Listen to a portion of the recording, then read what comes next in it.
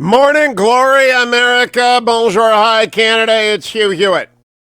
On April 29th, the year of the plague 2020, it is Wednesday. I'm so glad you are with me to review the day's news, the news you need, the analysis you must have. Let me start with the fact that we've got 1,040,000 cases of the virus in the United States. 59,000 people have died of COVID-related illnesses or COVID alone. You know, the world's got 7.8 billion people, right? The United States accounts for 4.4% of its population. If we've got 1 million cases in the United States and we've been socially distancing for 4 or 5 weeks, can you imagine what the world has? The statistics don't matter because China lies, Iran lies, and a lot of the most populated places in the world are not doing great measurement. There's got to be 25 million cases in the world. And we are moving fast on every front. Best piece of news this morning. The race for the coronavirus vaccine accelerates as Pfizer says U.S. testing to begin next week. That's in the Wall Street Journal. On Monday, Oxford University researchers said their vaccine candidate could be available for emergency use as early as in September. I spent yesterday talking to a number of different people about various clinical trials. The therapeutics, which means treat the disease, not prevent it, are extraordinarily numerous and in being run by the greatest hospitals. Never in the world, never has science focused on one thing this way. So I'm an optimist, but I am also a realist about the cost of this. And it's increasingly clear to me that we've bought ourselves time for the hospitals to get ready. We bought ourselves time for the therapeutics to get better. We bought ourselves time to know what the last ditch thing is, which is hydroxychloroquine, and that's last ditch. We bought ourselves time to go through the first round of therapeutics and find out what doesn't work. We bought ourselves time to develop best practices for ICUs and for isolation. We bought ourselves time to get factories ready, but we're going to have to reopen. The world can't afford this. We're all going to do Sweden. Eventually, we're all going to do Sweden. Holman Jenkins, there are 2 great columns today. 2 great columns. One by me. On Trump, which is over at the Washington Post, which has already collected. It went up last night around 5 o'clock. So it's been, 13 hours. It's already got 1,100 comments. Now, I don't read comments, but I'm sure they're all supportive. Like 100% supportive. I don't read comments. But it talks about the 2 great truths about Donald Trump. One, he is, was, and will remain the best interview in America. So he, therefore, should abandon these press briefings, which are just ambushes. It's like Wyatt Earp and Doc Holliday couldn't survive this many ambushes. They couldn't go to the OK Corral. It's more like the OK Corral, not an ambush, a showdown. But it's 1 against, 30, and then there are 20 who are old-fashioned, straight-up reporters like Steve Holland. And so my column is about, I'd go back to his greatest strength, which is the one-on-one interview. He dominated 2015 and 2016 doing one-on-one interviews. Yes, he won the debates, but he also won the interviews, whether it was with me or Anderson Cooper or whoever he sat down with. He won the interviews. He always wins the interviews. So we got to bring in one reporter at a time. Start with the old pros like Steve Holland. And he's not old. Steve's my age, but he's been doing it a long time. He's a straight-up news reporter. Mark Knoller. They're just straight-up news reporters. And then you can bring in lefties, right? The young lady from New York Magazine, whom yesterday I erroneously said was 29. My mistake. Olivia Nuzzi is 27. So my mistake, and I apologize. I misread the Wikipedia entry. She's 27. But I would let her come in. Put that in my column. Doesn't matter if it's Brett Baer or Dana Bash or Jim Acosta or even Nuzzi. We said Nuzzi in Ohio when I went to school with Nuzzies. But I would let them all come in 1 at a time and do an interview. And let the president win. Because the second part of my column is that America needs a cheerleader right now. It needs the developer that is Donald Trump's essential character. He's a developer. And if you want to read that, it's on the front page at the top of WashingtonPost.com. Let me give you the bad news. Story this morning in the New York Times. Airborne coronavirus detected in Wuhan hospitals. Now, I caution while this was published in the journal Nature, very respected journal, it is nevertheless developed by PRC scientists, which means that the CCP, the Chinese Communist Party, might well have altered the data or made them lie with a gun to their head. Just understand, it's the CCP. But the New York Times writes, Kenneth Chang, adding to growing evidence that the novel coronavirus can spread through air, scientists have identified genetic markers of the virus in airborne droplets, many with diameters smaller than 1/10,000th of an inch. That had been previously demonstrated in laboratory experiments, but now Chinese scientists studying real-world conditions report that they captured tiny droplets containing the genetic markers of the virus from the air in 2 hospitals in Wuhan, China, where the outbreak started. Their findings were published Monday in the journal Nature. It remains unknown if the virus in the samples they collected was infectious, but droplets that small, which are expelled by breathing and talking, can remain aloft and be inhaled by others.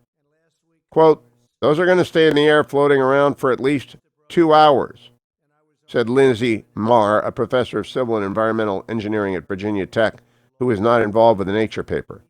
It strongly suggests that there is potential for airborne transmission. That's really bad news. But I bring you the news, good news and bad news. Really bad news, CEOs on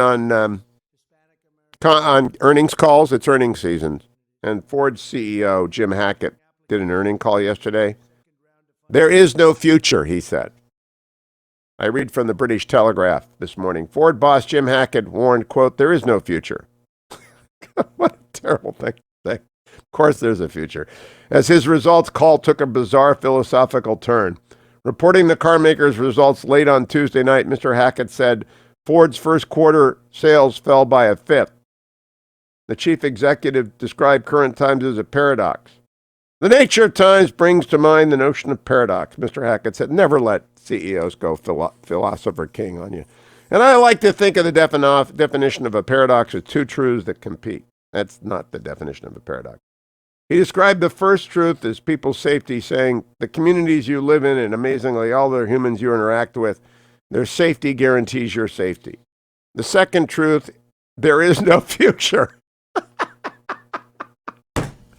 All right, stick to making cars, Mr. Hackett. Really, stick to making cars. The other, how about that, Dwayne? You want to go home now? Or you already left? There is no future. I'm still not worried about it. I know you aren't. I mean, I think I had it. Well, yeah, but I mean, there is no future. The world, it's not about you. It's about the world. There is no future. I'm telling you. So what you're telling me is Disneyland's not opening up anytime soon. That's what I'm telling you. Disneyland, there is no future. The Ford CEO said that. You know, everybody on the assembly line go home. What a thing to say. I'm sure he's trying to say, I can't give you any prediction on how many cars we're going to sell. But you know what? When you're trying to say, I can't give you any prediction on how many cars we're going to sell, say, I can't give you any prediction on how many cars we're going to sell. Don't say there is no future. That's that starts getting into Mad Max territory. Yeah, it is just Mad Max. It is so weird. Okay, the other column is by Holman Jenkins. Little lukewarm coffee there. Holman Jenkins in the Wall Street Journal has a great story on the media versus flatten the curve. I joked the other day that the media doesn't do multivariate, but it wasn't a joke.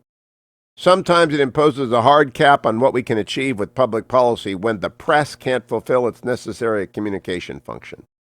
And he's right. He says, please, if you are a journalist reporting on these matters, virus matters, and you can't understand flatten the curve as a multivariate proposition, leave the profession. You are what economists call a negative marginal product employee. Your non-participation would add value. Your participation subtracts it. And by the way, so many people in the White House press corps are negative marginal product employees of the nation's press because multivariate means there are a lot of moving parts in this story and they all impact each other. And there is no simple solution to a complex problem, and declaring that there is no future is not the answer. The answer is me. I am the answer, Hugh Hewitt. So listen to all 3 hours every day, whether on YouTube, on Facebook, on Instagram, at HughHewitt.com, on Town Hall TV, Whatever you do, follow me on Twitter. Listen to me. I know what's going on. It's the Hugh Hewitt Show.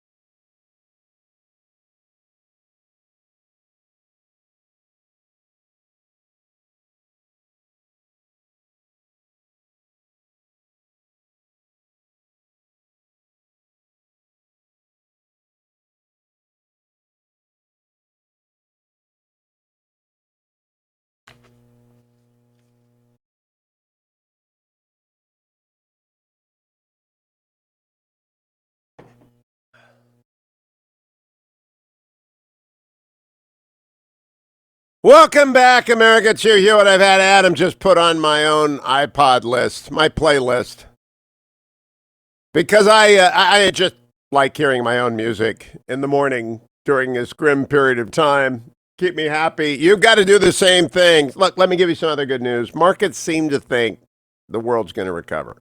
As I look at the markets, this was brought to you, by the way, by Birch Gold Group. And if you haven't yet diversified, you should diversify. Gold is trading at 721 this morning. It's down a little bit, so it's a good entry point. If you're an optimist or you're a pessimist, it doesn't matter. You ought to be diversified into gold. Now, pessimists will get a little bit more gold than optimists will. Pessimists know there is no sort of gold doesn't collapse ever. Often in times of hyperinflation, it's the only thing to own. But we have no idea what's around the corner, by the way. When you put this much money into the international economy and it's fake money, it's just printed money. I mean, it spends, it buys stuff, but it's just going to have an inflationary impact, which is extraordinary whenever money accelerates again. And it's going to accelerate again because we're all going to be Sweden eventually. We're all going to reopen eventually. And who knows what China actually is experiencing. But when that happens and money begins to accelerate again, gold will be your reserve currency or Amazon stock, one or the other. Amazon was down again yesterday because people are taking profits in advance of their reporting on Thursday, but Google is up, and I look at futures and I see Amazon is very strongly back. Yesterday, the market was down just a little bit. The Dow was off 32 points. NASDAQ was way down because Amazon was down so much, 122 points. S&P was down 15. But abroad again today, we've got England and Germany and Hong Kong all in the green. That's like 3 days in a row. As Europe begins to figure out, Germany's reopening, by the way, and they're not keeping their R factor under 1, which is what Merkel, who's been wrong more often than she's been right. Stop telling me about what a wonderful person Merkel is. I know she's got her PhD in chemistry, and that makes her a PhD chemist. And the Wall Street Journal editorial board today says Berlin tries to manage a variable no one can measure accurately, and in fact, it ain't working. Their reproduction factor is above 1. And Merkel spent everyone was oohing and awing. Everyone's seeing through the virus through their preordained lens, right? Except, by the way, Trump, who is willing to change with the data. Mr. Developer Optimist is willing to be still Mr. Developer Optimist, but look very clear-eyed at the data. Merkel tried to impress you by believing she knew what was going on. Boris Johnson's been sick. He's a realist. All of everyone doesn't have a clue what's going to happen. But the markets know that this isn't 1931 and 1929 because we have so much more wealth built into the infrastructure recovery. So we're hosing down the world with money, and then we're going to it's the way that Dwayne lights the barbecue, right? He got the charcoal in, he pours on half the can, then he throws in a match and he squirts some more. That's what the economy is going to do. There are going to be some people that are burned up like AMC theaters. Oh, are they mad at the...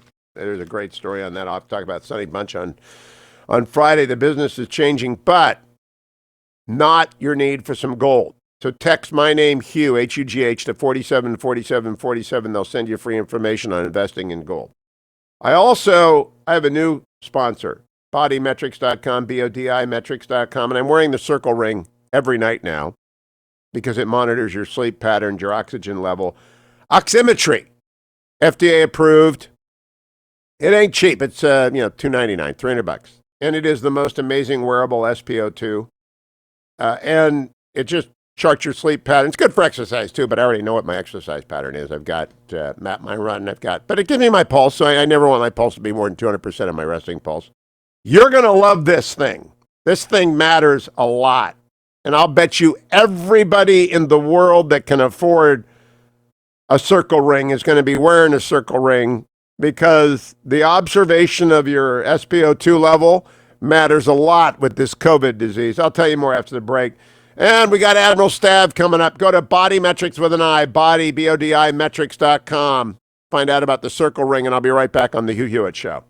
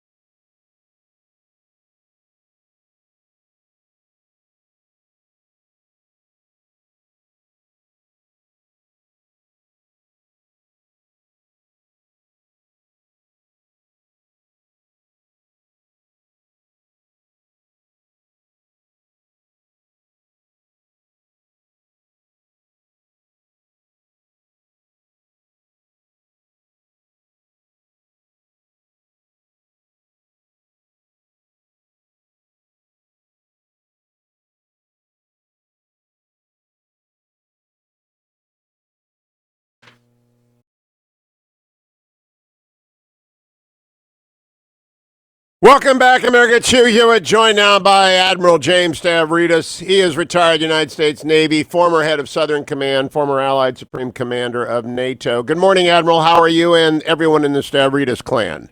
We're doing well down in Florida, Hugh, and we're going to find out over the next day or so, I think, what our governor is going to decide about reopening the state. So stay tuned to Florida. All right. Now, I wanted to get your opinion. I consider you really more balanced than most on most issues. Here's what we've got. We've got inputs coming in, which I'm sure you're monitoring, from public health authorities and economic experts. Those inputs combine into public policy choices, which are in front of every decision maker, which must then, at least in the United States, be assessed and acted on by political institutions. And the spectrum of choices is from lockdown to the Sweden model. What's your opinion of what we ought to do based upon what you know today? Well, first of all, we should recognize that what we've got here in the United States is not one big economy. We've got 50 economies, 50 states. They have different demographics. They have different culture. They almost have different language. Talk to people in South Florida and North Florida have very different cultures and languages, for example. But here's the point, Hugh. In each of these localities, you've got to think of it not as an on and off switch, that you only get two choices, lockdown or let it rip. You got to think of it as a rheostat. And I think you got to impose a lot of trust in the governors. And, someone like Brian Kemp, just north of us in Georgia, he's putting that dial pretty far over there toward the open it up category. And in New York and California, you see governors that are dialing it in the opposite direction. And by the way, that might sound a little partisan, but let's look at Massachusetts, where a Republican governor, Charlie Baker, has dialed it pretty much toward the keep it closed category. So I am going to trust the governors to find the right setting on the switch, which again is not an on and off switch. It's like the dimmer, the rheostat in your dining room, and find the balance between shutting it down, which is going to keep people the safest medically, but opening it up, which is going to keep people the safest economically. And I feel that dial, I'll close on this, I feel that dial is turning toward needing to open more. Well, I'm actually accelerating my dial up, and I'll tell you why. I see that we've got 4.4% of the world's population in the United States, and we have 1 million cases. I assume, and the public health authorities can shoot me down, that whatever case prevalence we have will in fact be repeated around the world.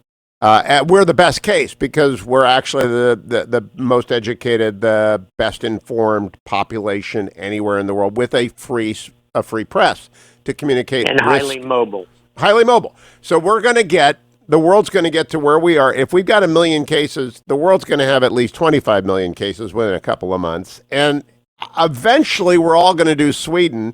The Wall Street Journal this morning has an editorial, Germany's RO coronavirus experiment. It's failing.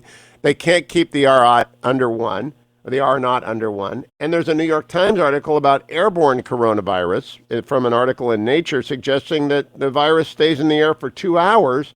Then you've got, Admiral, this is a real caution for CEOs on earnings call. You've got the Ford CEO saying there is no future. I'm sure what he meant to say is he can't tell you how many cars he's going to be selling, but it sounds like some Mad Max dystopia. How do you process all of this into other than, que sera, sera, we're going to all have to go back to work? I think there's a midpoint here, Hugh, and it's kind of what we're seeing right now in the debate for the Congress about whether to come back and go back to work. And, yep. Part of me says, I want my elected officials to come and deal with this. On the other hand, I'm not sure I want to have the Congress of the United States be its own projectile launching into a Sweden-like situation for all the obvious reasons. So how about this? Let's explore more the telecommunication option, but let's think in terms of 30 days, 45 days. I think that's still a reasonable approach. And by the way, let's not forget what was so important 30 days ago in this conversation, which is flatten the curve. In other words, eventually, you're probably right. We're going to have whatever the incidence is going to be, 20%, 30%, 40% infection rate. But we got to deal with the mortality rate at the end of the day, and we can't let the medical system be overwhelmed. I think we've done a reasonably good job of that. Now's the time, as you and I are discussing, to kind of crack open the switch a little bit further and see what's going to happen. Best test case out there, I think, is going to be Georgia, frankly. Let's see what that looks like 2 weeks, 3 weeks from now. Let's see, we've got a fascinating situation with federalism, and it's our strength, is that we're going to get a bunch of experiments run on the ground. Doug Ducey's Arizona, Charlie Baker's Massachusetts, Gretchen Whitmer's Michigan, and, of course, Ron DeSantis' Florida, and Brian Kemp's Georgia. We'll get a lot of data in, but I'm looking at the reality, Admiral, and last time I'll make a run at this. Mitch McConnell's calling the senators back because they have to actually debate the most important piece of legislation of my lifetime. It's going to impact structural federalism. They've got to decide what to do vis-a-vis the states who have just run into the wall, right? The states that are dependent upon income tax, sales tax, capital gains tax, like California, are out of money. Florida, not so much. They've got to do something, but what they do will be transcendent in its importance for the constitutional structure of America. So Mitch is calling them back. I'm all for that. I just think that we've done 45 days of this, and I've been 100% supportive. I think by the end of May, we have to be at Sweden. Do you agree or disagree?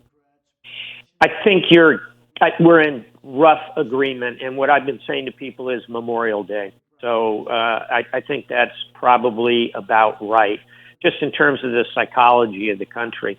And also, Hugh, because by Memorial Day, we're going to have so much more data. We're going to know whether or not it does make sense to really open up, or if we need another 30 days, or whether we say, you know what, 30 days isn't going to make that big a difference. It's time to just open this thing up.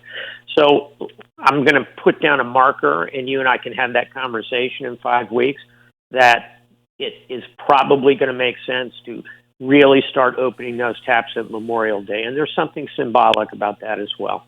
I'm also going to reserve the right to change my mind if a therapeutic arrives. If a therapeutic emerges that works and is efficacious and just needs to scale, then you tell everyone to shelter in place until we can scale the therapeutic. Right? Completely agree with that. And that's also part of we're going to know a lot more in 45 days, because the medical train is zipping along. And I'm participating in a number of efforts, both on that therapeutic side and longer term on the vaccine side.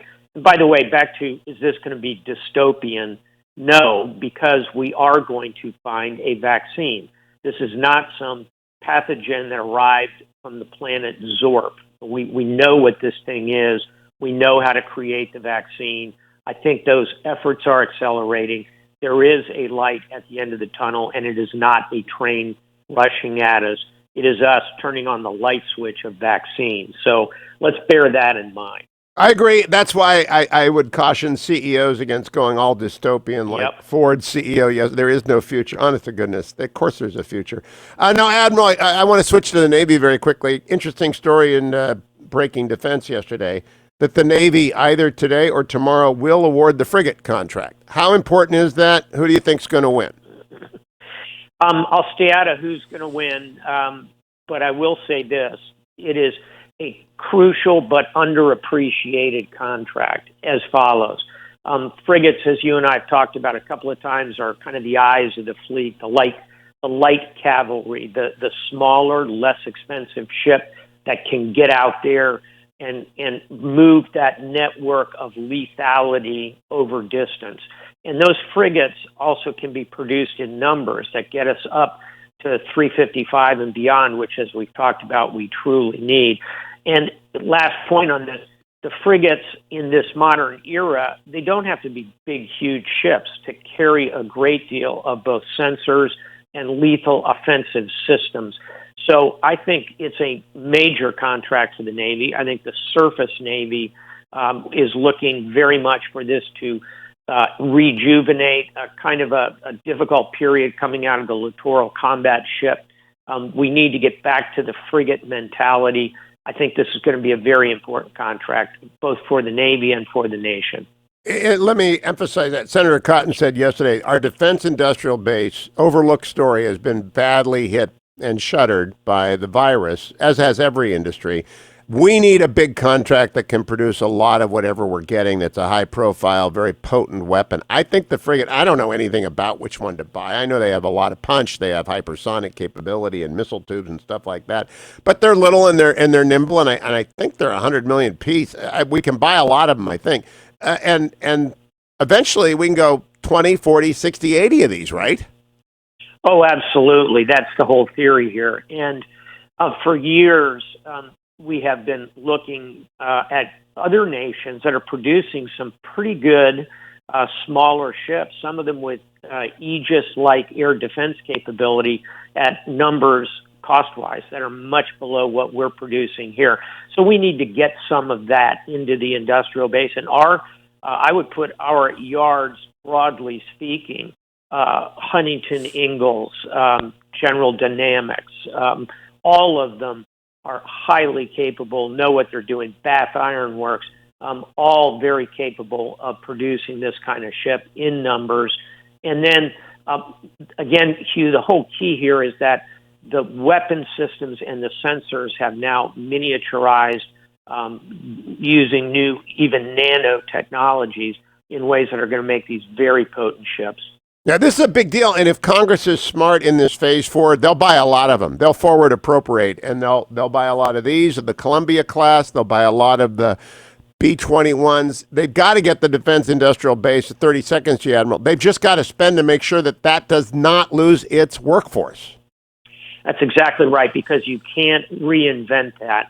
When those mechanics, those high-pressure welders, those planners who put these complex ships of war together, when they move away and get out of that industry, you're not going to draw them back. It's a crucial part of national security.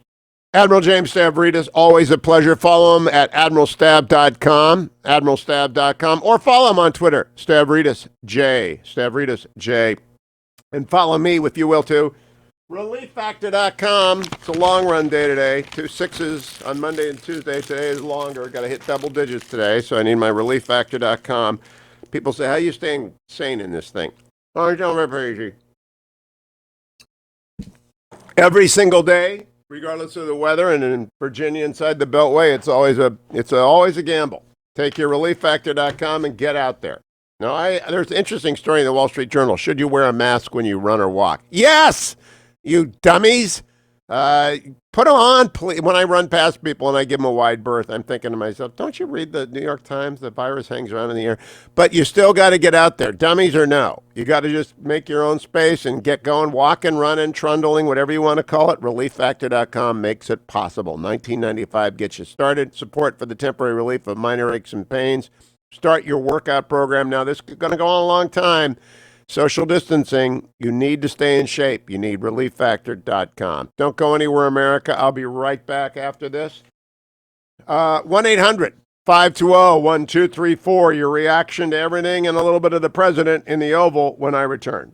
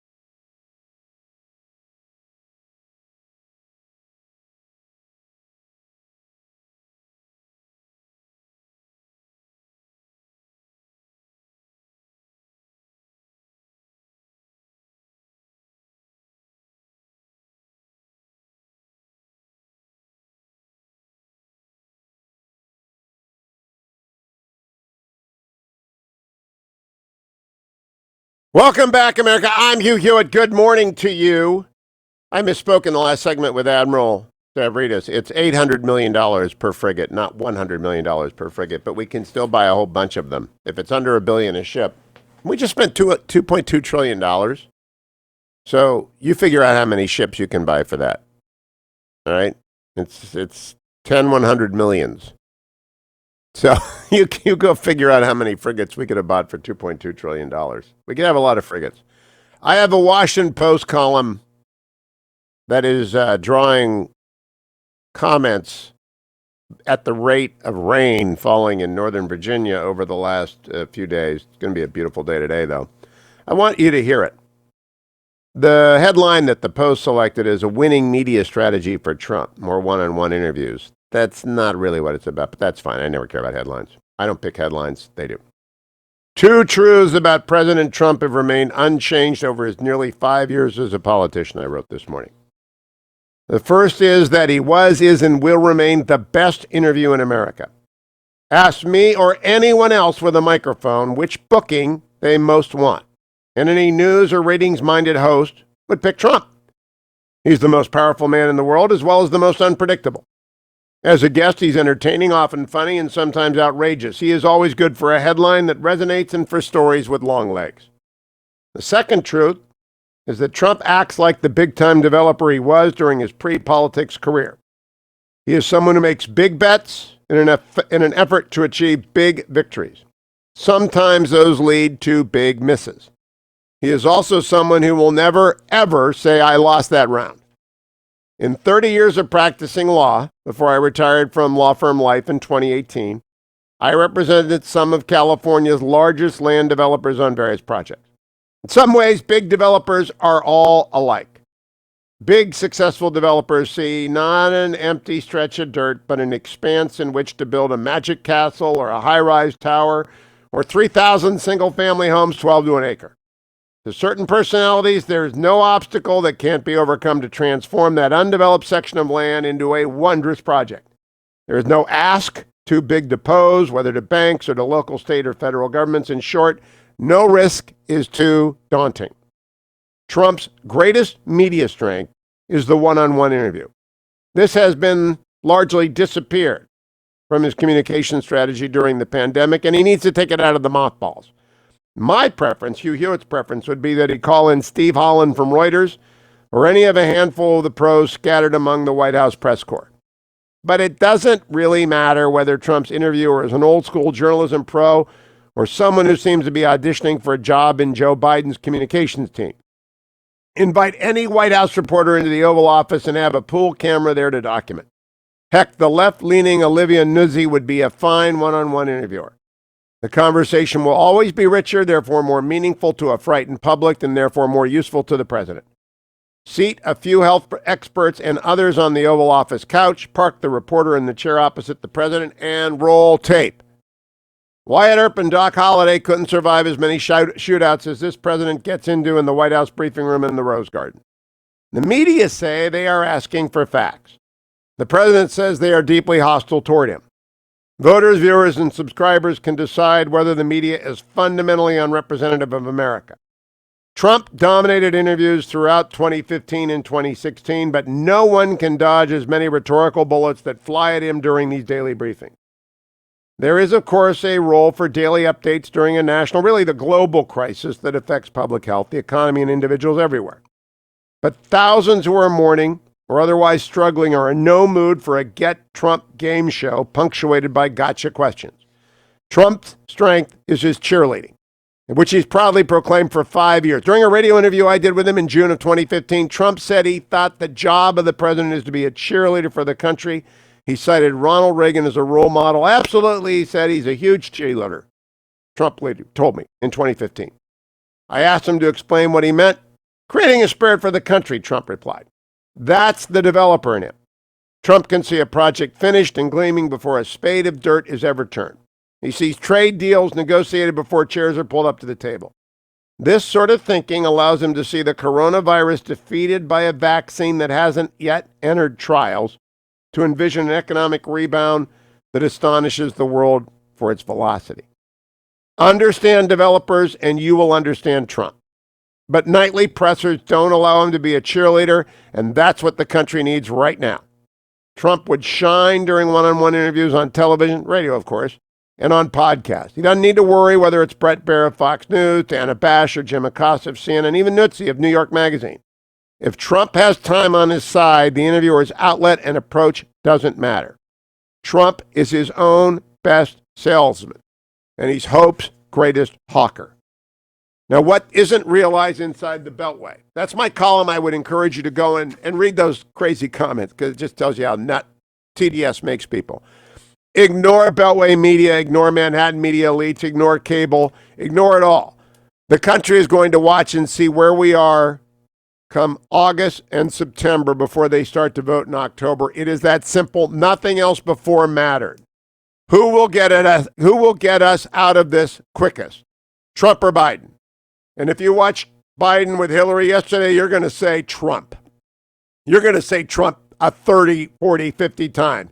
Turn this over to slow Joe Biden. We're all in trouble. Stay tuned, America. Bob Costa is next on the Hugh Hewitt Show.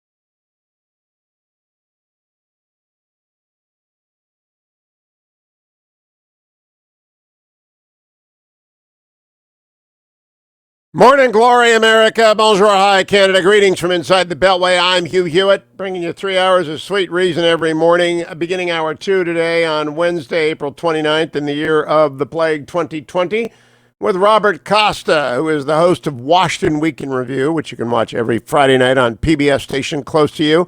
Also with the Washington Post, also a contributor to MSNBC and NBC. Good morning, Bob. How are you? Great to be with you, Hugh. Everybody in Team Costa healthy? So far, so good. Hope Very everyone good. in your family's well. Yep, knock on wood. All right, Robert, let's start with the question I just asked Admiral Stavridis. Based on all the public health inputs and all the economic inputs, we get public policy choices, which are then mediated through the political process. Are we going towards Sweden, or are we staying in quasi-lockdown? Well, it depends on which state you live in. I mean, the herd immunity idea is eventually going to become the reality here, based on my conversations with different health experts, and that people are just going to get tested or they're going to be immune to it at some point. But there's a lot of uneasiness. My friends and family, some people are in Georgia about who's going to be social distancing down there or not. But there's a real appetite to get back to work in so many of these states, even Colorado, Michigan, where you have Democratic governors. So it's a tense atmosphere, but it's not going totally toward herd immunity. You still see social distancing, based on many reports, being in effect in many states. Yeah, Robert, I had one of the great calls of 20 years on the radio yesterday from Zach, a salmon fisherman off the coast of Alaska. It was 2:30 in the morning. They can't catch any fish because they can't sell any fish because there aren't any canneries open. So that is sort of a far-flung data point that I believe is beginning to filter back inside the Beltway, that the extraordinary distress felt by people in industries that are otherwise healthy and recession-proof, salmon is recession-proof, is going to move people towards Sweden. Have you heard any of that in the West Wing or on the Hill? Well, Peter Navarro, the White House trade advisor, is one of the people who for weeks has been talking about the effects of these supply chains and what happens when businesses that have no problems just suddenly get cut off. And he's another person who's been talking about the psychological damage of this kind of economic depression mentality that seeps in. And so there's been a push. The president's been having these calls with business leaders, with conservative leaders, and he keeps hearing about the cost to good businesses, but really to people's mental health if they stay out of work too long. And so there is a push to just get people back at some level. The challenge is in many of these states is it's not getting people back to work and social distancing. It's how are you going to pay people now unemployment? Because the cost of what's happened over the past 7 weeks is so enormous. Many states are not in a position to support people who have lost their jobs. No, in fact, when the Senate reconvenes, it will be the most important legislative discussion of my lifetime. And I've been sent out a note today to Senators Hudson, Romney. I talked to Rick Scott yesterday, Governor Hoeven, Senator Hoeven. Those senators who have been governors will be the crucial input people. Although that's not how the Senate works, they actually know how states work. And we have a huge philosophical discussion ahead of us about structural federalism, Robert. Do people on the Hill realize the significance of this next bill? It's not just money this time. This time it's how is the government going to function after the virus? It's going to be a huge, huge debate because you have so many issues on the table. One, are companies going to have liability? But then a lot of people out there and advocates for workers, unions, they feel like they need to be able to sue if people feel like they're being put in unsafe conditions. But a lot of businesses say we can't really reopen to the federal government if we're going to get sued by all of our employees. And then you have this enormous question of direct aid to states. Who gets it? I would talk to the New Orleans mayor yesterday. She's frustrated. LaToya Cantrell, because New Orleans has less than 500,000 people, so she has to go through the state to get her aid. Other major cities are able to get aid directly from the federal government. And so you have an enormous amount of states that have budgets that are off.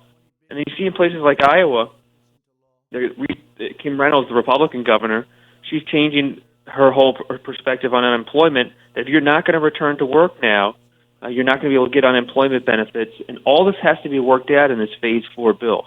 In fact, if you have time today, the transcript of my conversation with Senator Scott yesterday is fascinating. Because 8 years as the governor of Florida, He rejects 100% Andrew Cuomo's assessment of the tools that ought to be made available, including bankruptcy, including liability protection to state and private sector. So for every Andrew Cuomo, there's a Rick Scott, and it's a very, I'm not declaring a winner. I'm open to anything on this. I want to turn to the president, Robert, while the time we've got. I have a new Washington Post column up. It went up at 5 o'clock last night. It's already got 1,200 comments. I'm sure they're all applauding me. But it's my view, his strength in the media is a one-on-one interview. And I don't know why he goes into the OK Corral every day with Doc Holliday, Deborah Birx, and expects to win every round. I don't think it worked. I think he should go back to one-on-one interviews, bring C-SPAN in, bring in whoever's in the White House press corps, put him down, let him go, but go one-on-one and go long. I think that's his strength. What do you think? Well, I mean, Hugh, you're speaking to the choir here, because it's not for me to say whether it's his strength or not, but as a reporter at the Post, I used to do many, many interviews with him, one-on-one, 45 minutes, 15 minutes, an hour, and that's the only way to really have a conversation with President Trump, and then at the time, Mr. Trump, because he goes on tangents at times. He's a storyteller, and it's very difficult to follow up with him unless you're doing a one-on-one interview, and you don't really answer any questions, and he gets frustrated, but it takes time with him, and that's how I do interviews for a living, like you, and it takes time with Trump to get anything out of him that's more than just an exchange that's flippant. I've told people I've been doing this show for 20 years and 10 years in media on television and radio beforehand. So I've done more than 30,000 interviews. He is the best interview, but it's discursive and you need time. And so if you were to just, start with Steve Holland, then go to Robert Costa, bring in Newsy. I don't care what the person's politics are, but one reporter at a time with your experts on the side rolling on C-SPAN, and the country will be better informed for that than they get out of these scattershot, fusillades of questions and responses. I don't think that helps many people, Robert. Do you think that helps the public understand what's going on? I think the public needs to be informed day to day during a pandemic, but what that looks like in terms of presidential involvement, not for me to say, but his own voice weighing in on random questions, I don't always find that. Look, these briefings, 2 hours, is that necessary? Again, not for me to say, but I don't always find them totally informative. But I do find him interesting in these one-on-one interviews. I mean, some of the most popular things in 2016 to read online for many news organizations were transcripts of Trump interviews, because he does, as you say, he's discursive. But he's so frustrated, Hugh, with the media. I mean, every day there's another tweet about the media, 10 tweets about the media. My sources inside the White House just say it's hard to contain his anger at this point. Well, I suggest he go back to what he did so well in 15-16, one-on-one. Robert, let me conclude by saying Washington Week in Review still, I just want to compliment you. Still doing a great job, even remotely. You guys are well organized. It's a serious conversation. Keep it up. I appreciate I mean, you work as hard as I do. You work as hard as anybody does, and I appreciate that very much. Thank you, Robert. Thank you, Hugh. I appreciate it. Costa reports on Twitter, Washington Week in Review at 8 p.m. on Friday night. I don't watch any television anymore. I watch Bret Baier and Bob Costa. That's it.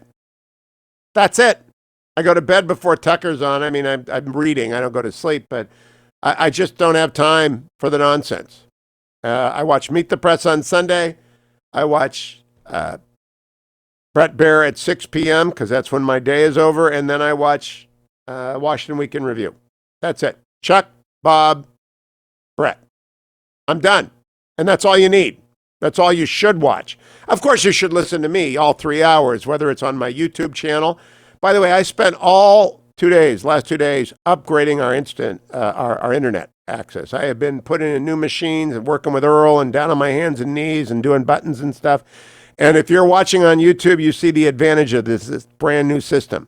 If you're watching on Facebook, if you're watching on Instagram, if you're watching on Town Hall TV or at HughHewitt.com, you'll notice how much faster we post stuff, how much faster the flow. That's because I got in there, got my hands all dirty, You know, if you're at home and you're just working on the studio, or you're at the production center and just down on your knees, you know, I can get a lot done when I'm focused. Stay tuned, America. I'll be right back on the Hugh Hewitt Show. How are you, Dwayne? Don't forget to sign up for the Hughiverse. All of Hugh's broadcasts on demand, the after show, which in my opinion is worth the price all by itself, Dwayne FM, and all sorts of bonus content. www.hughiverse.com.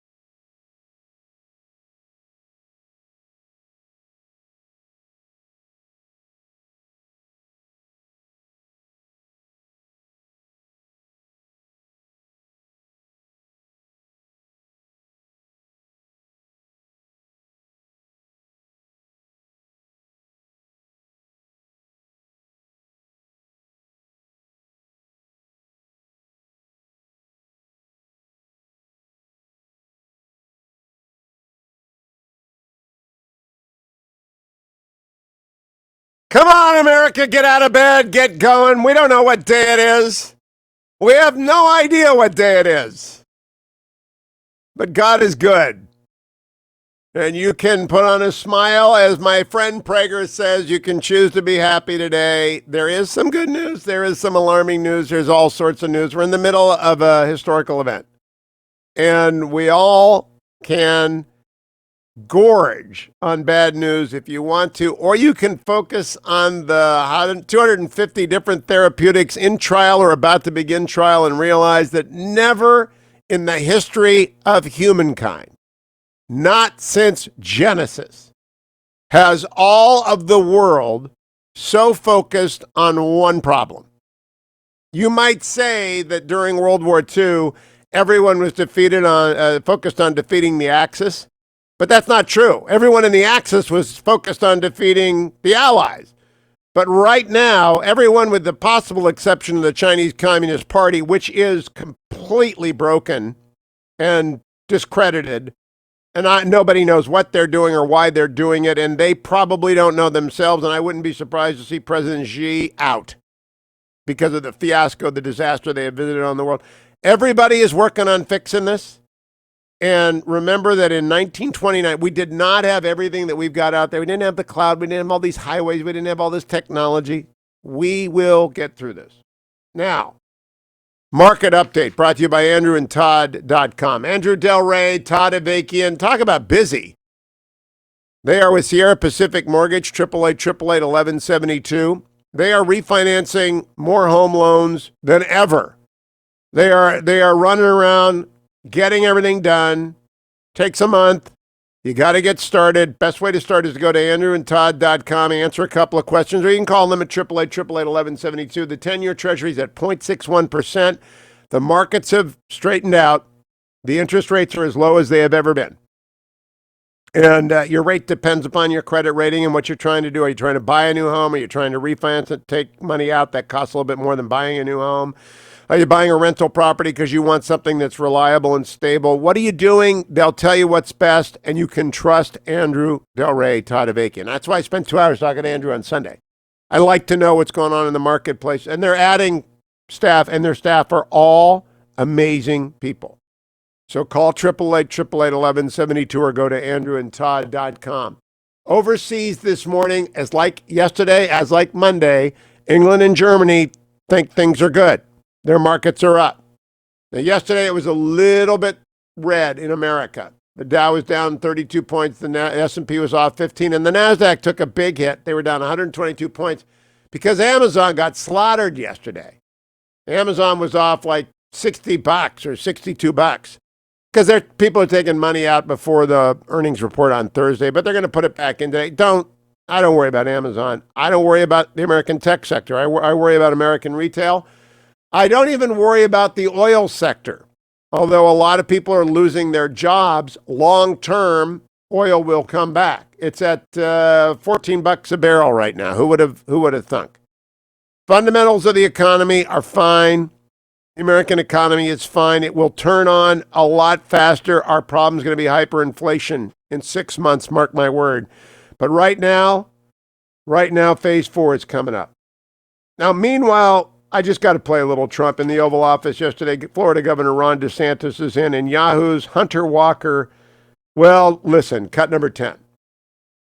So to our Yahoo gentlemen, I just want to make it clear that South Korea's testing was 11 per 100,000, and we're at 17 per 100,000. So are you going to apologize, Yahoo? That's why you're Yahoo, and nobody knows who the hell you are. Go ahead, let's Based go. on the numbers I've seen, that's why nobody knows who you are, including me. Go ahead. Mr. President, just check it again. You ought to get your facts right before you. Well, we have had 14 Okay, well, your times facts are wrong. The president says, get your facts right. Check your facts. Deborah Burke says, you want to check it again. So, I mean, it's the yin and yang of the press. Do not be wrong. Do not go into the Oval and be wrong. Just don't do that. Not a good look for America's media, which is not having a good springtime. No, no, no, no. I'll be right back, America. It's the Hugh Hewitt Show. Portions of the Hugh Hewitt Show are brought to you in part by patternsofevidence.com.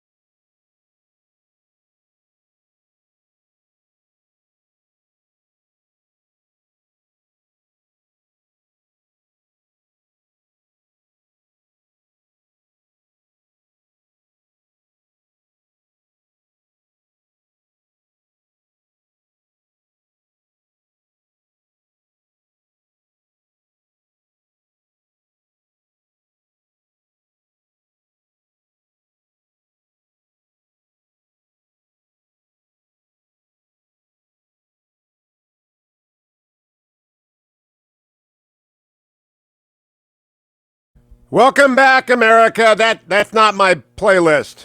We got to go back to the playlist, Adam, even when we have Congressman Gallagher on, because he's so sad we need cheerful music. He's sad because the long unfolding dystopia that is Packers football came to a conclusion on Thursday night. And it's been a thunderclap that has shattered the world of people like Congressman Gallagher, Packers fans from birth, and Scott Walker and Paul Ryan. They're all moping around because they realize the Aaron Rodgers era is effectively over. How are you, Congressman? I'm good. Hugh, I'm not even going to try to defend our draft strategy. Like Pelosi's legislative strategy, it makes no sense to me, and I am indeed distraught. I just would say, since 92, I believe we've had 6 quarterbacks, effectively two Hall of Fame quarterbacks. How many has Cleveland had? The Browns had 40? a great run in the 50s and the 60s, Mike, but I never bring it up because it's not relevant to tomorrow. I look ahead, not behind. I mean, maybe Jordan Love is the new Steve Young. You think so? I'm not going to defend trading up for a quarterback who had 17 interceptions. Hey, I think he's Steve Young. I don't know. I believe in you, Packers, and poor Aaron Rodgers. I mean, put a kick me on his butt because the guy no wide receivers. No wide receivers. 0 wide receivers. Go into a run game with Aaron Rodgers. Did he break his arm and nobody tell us? I'm not. I mean, I'm being hard on you. I'm sorry. Not sorry. But I'm sorry, not sorry. only Brady leaving the Patriots has given me more joy than the Packers draft. Honest to goodness, it was pretty brutal, Hugh. I'm not going to lie. It was pretty brutal. All right, let's get to serious stuff. Defense industrial base and the repatriation of American pharmaceutical manufacturing. Both of these have to be in phase 4. I mean, they have to be in phase 4, whether it's forward appropriating the money for the Columbia class or the frigate, whatever. What do you see in phase 4 as must-haves?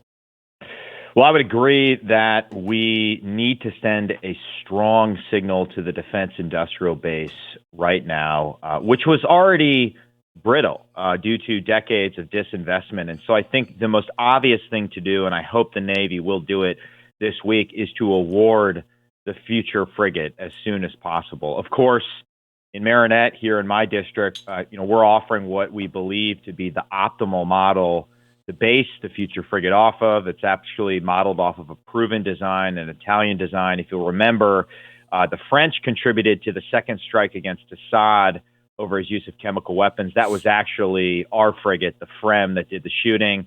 And so for the overall health of the industrial base, and as a matter of national security, I think we need to keep shipyards in the Midwest alive. The other thing we can do is move up the timeline to buy that second frigate. Currently, the plan is to award that in April 2021. We should move that up a year.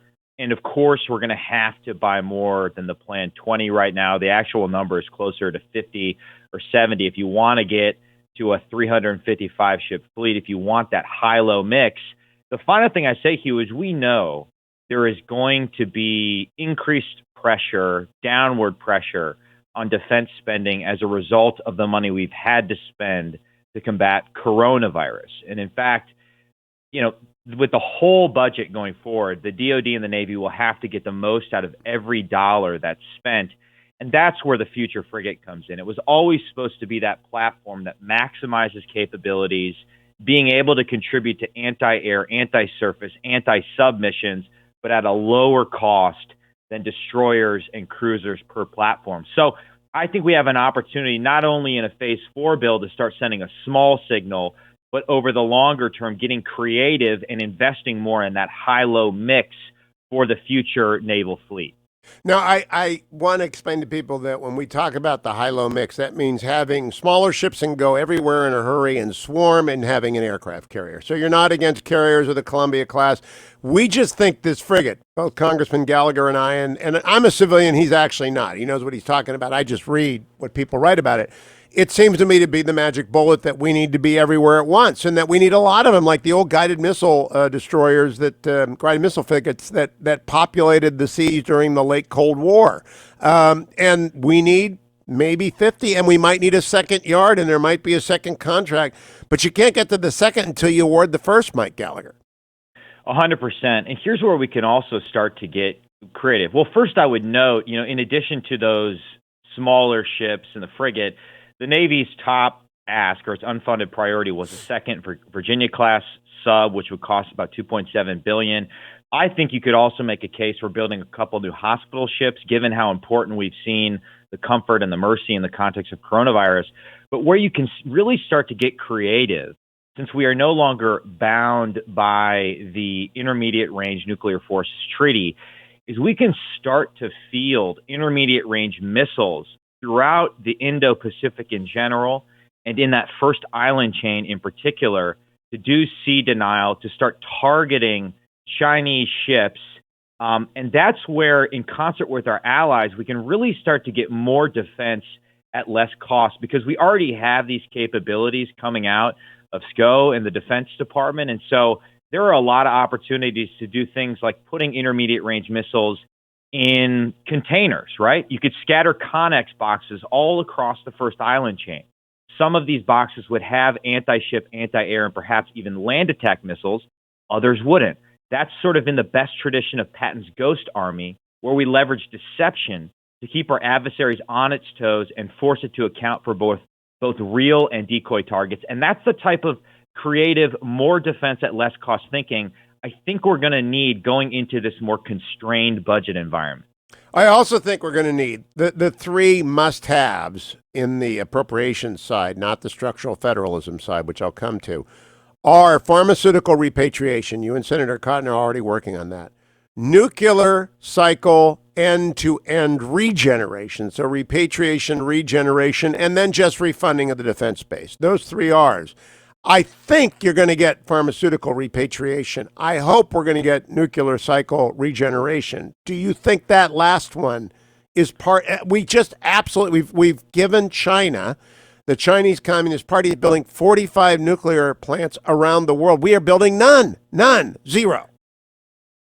Well, that's absolutely critical. As for the third thing, Mac Thornberry has been leading the charge for an investment in a Pacific deterrence initiative modeled after the European deterrence initiative we've had some success with. But we have to make the case across all these fronts.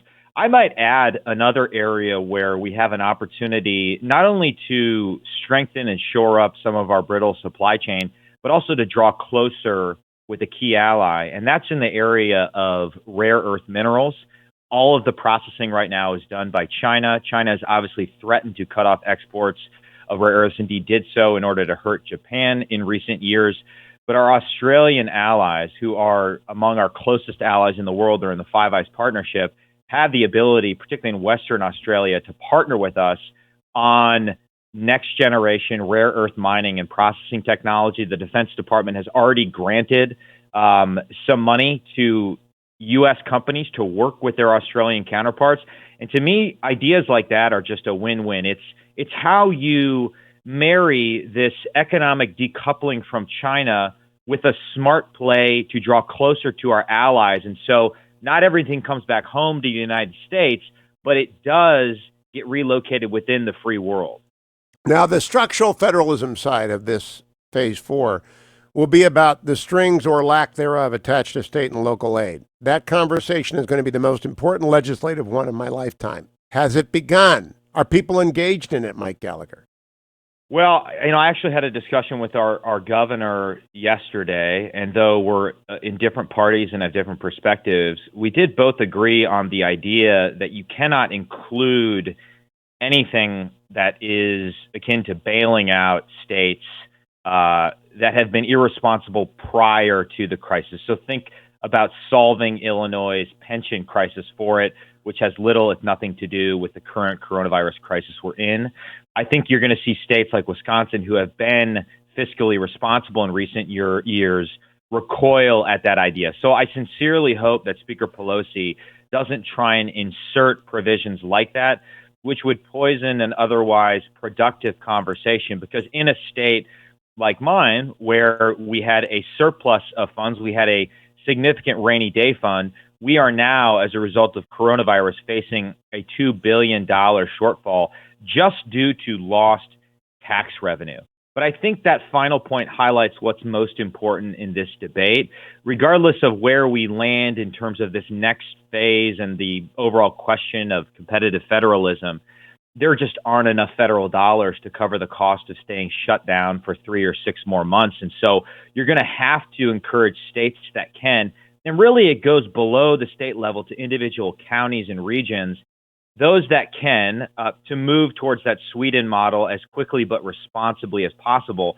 And there are some counties in my district, counties where there are more cows than people, where they can do that more quickly. But in Green Bay, the most populous area in my district, we may have to be a little bit more restrictive in the short term. Well, I gather Aaron Rodgers is socially distancing from all the Packers, so that's good. I want to close by asking you, Congressman, what is your former Marine Intel officer? You read everything. What do you think is the R naught? What do you think is the mortality rate based on everything you've read? Well, the honest answer is I don't know, and I encourage every politician to have a bit more humility than they've been exhibiting, because some of what we've been projecting smacks of scientism, and of course we've had terrible projections going back to January when Dr. Fauci was warning us there would be no human-to-human transmission. And so I do think we all need to take a big dose of humility. I think from what I've seen, though, the R naught is around 1, but we have different studies coming out every day. So this is not as high as originally projected, upwards of 3, but it is still 8-10x more than the flu, or at least in the case fatality rate, with much more than the flu. But the honest answer, Hugh, is I don't know. I read the smart people like Ovik Roy and Scott Gottlieb, but at the end of the day, there's just a lot we don't know, and so we have to go forward with a great sense of humility. Have you read the New York Times story this morning about airborne transmission? I have not. Okay, when you do that, that's the bad news story of the day. I will leave you with to go look up Kenneth Chang, Chang, airborne coronavirus detected in Wuhan hospitals. That'll bum you out. Congressman Mike Gallagher, I don't actually know if you're capable of being more depressed than any other Packers fan is already. I mean, I bet he could be the new Steve Young, Congressman, right? Hope springs eternal in Northeast Wisconsin. Don't even look at those interceptions. Don't look at those. It doesn't matter who he throws it to. They'll all be complete. Just the wrong team. Don't worry about it. Congressman Mike Gallagher. I do want to remind you, Honor Bound Coffee. All right, so I'm drinking my United States Navy mug right here, full of Honor Bound coffee. Best coffee in the world. Have it delivered to you at home. HonorBoundCoffee.com. 100% of the profits go to support military families. 100% of the profits. Don't buy coffee in a store ever again. Get HonorBoundCoffee.com. And ReliefFactor.com. That, you got to go there and order it. And $19.95 gets you the 3-week starter pack. Look, I'm 64 years old. I've been over 40 miles a week since this thing started. Why? I'm not fast. You don't have to be fast. You can walk, you can run, you can trundle, you can sprint. You just got to get the miles in, keep moving. Lift some weights. You'll get some aches and pains at the start. That's why you have Relief Factor for the support of the temporary relief of minor aches and pains the natural way. The only supplement I take, I carry in curcumin, resveratrol, omega. 4 pills, easy to swallow. Best design ever. Best design. Easy to open, easy to swallow. ReliefFactor.com. Join the tens of thousands of people who take it every morning. Then come right back here. Eliana Johnson of the Free Beacon joins me. We talk about the bad news, the good news, always the news, and we're going to forever ban that last bump, Adam. Only my playlist, even if it's funny music for guests. I'll be right back, America. Stay tuned.